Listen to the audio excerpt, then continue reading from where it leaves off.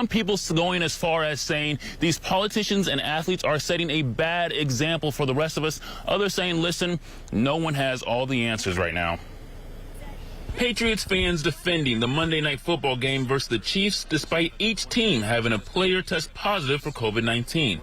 Fans say both teams have technically already been exposed. They're not really in contact with fans either. They're keeping it within the NFL. This fan saying even if negative testing players test positive later, they'll have several days before the next game to find out.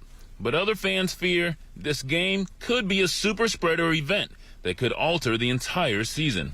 I don't know if it's necessarily enough for them to completely shut it down yet, but I really hope that that this isn't the kind of tipping point for the NFL. I mean, schools are closed. Essential businesses aren't able to operate as well as they should be. We're telling kids you can't go to school, but we can have football. From the football arenas to the political arena.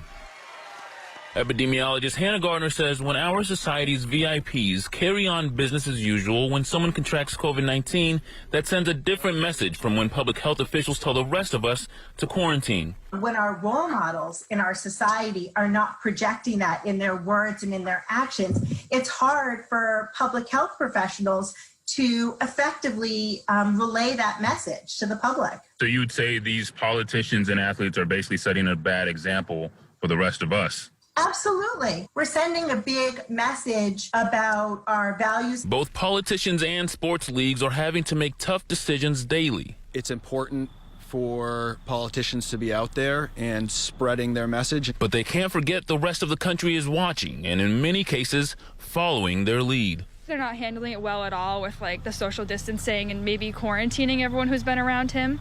Then that's kind of setting a bad example, especially because he's the leader of our country. And the epidemiologist saying the sad part about the mixed messages, Vanessa, is that it's coming during a time when almost every single state is going up in the number of cases. Well, we are less than a month out from the election. If that wasn't the case, do the experts that you talked to still think that there would be